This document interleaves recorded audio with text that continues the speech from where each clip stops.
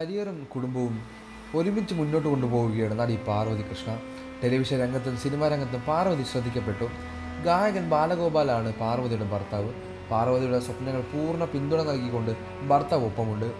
തൻ്റെ ഭാര്യ ഭർത്താവിനെ കുറിച്ച് സംസാരിക്കുകയാണെങ്കിൽ പാർവതി കൃഷ്ണ തനിക്ക് സ്വന്തം അമ്മയെപ്പോലെയാണ് ഭർത്താവിൻ്റെ അമ്മയെന്ന് നടി പറയുന്നു. ധന്യവർമ്മയുമായുള്ള അഭിമുഖത്തിലാണ് പരാമർശം. അമ്മയെ ഞാൻ അമ്മയായ തന്നെയാണ് കാണുന്നത്. ഞാൻ എൻ്റെ അമ്മയുമായി വഴക്കുണ്ടാക്കുന്ന പോലെ അമ്മായിയമ്മയുമായി വഴക്കുണ്ടാക്കാറുണ്ട്. ആദ്യമൊക്കെ ഞങ്ങൾ തമ്മിൽ ഒരു പോസിറ്റീവ് രീതിയിലായിരുന്നില്ല. പക്ഷെ ഞങ്ങൾ രണ്ടുപേർക്കും അങ്ങോട്ടും ഇങ്ങോട്ടും നൽകുന്ന സപ്പോർട്ട് അറിയാം. മാലിക്കി എന്ന സിനിമയുടെ സെറ്റിൽ അമ്മയായിരുന്നു എൻ്റെ കൂടെ. അമ്മ 30 വർഷം ടീച്ചറായി വർക്ക് ചെയ്തതാണ്. അമ്മ അതുപോലും വേണ്ടെന്ന് വെച്ച് എൻ്റെ കൂടെ ഷൂട്ടിന് വന്നു. എൻ്റെ ഡെലിവറി റൂമിൽ അമ്മായിയമ്മയായിരുന്നു ഉണ്ടായിരുന്നത്, ബാലുവേട്ടനല്ല.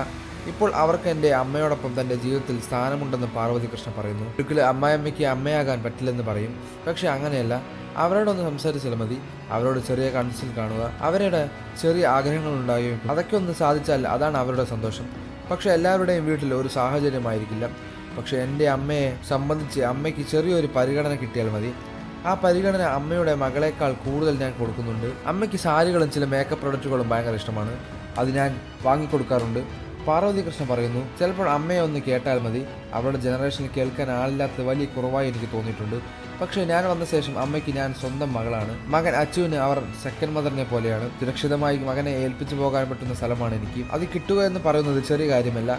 കുറേ വർഷത്തെ പ്രയത്നത്തിൽ വന്നതാണ് ഈ സ്നേഹമെന്നും പാർവതി കൃഷ്ണ പറയുന്നു. കൂടുതൽ വാർത്തകളും വിശേഷങ്ങളും ഈ വീഡിയോ ലൈക്ക് ചെയ്ത് ചാനൽ സബ്സ്ക്രൈബ് ചെയ്ത് സപ്പോർട്ട് ചെയ്യുക.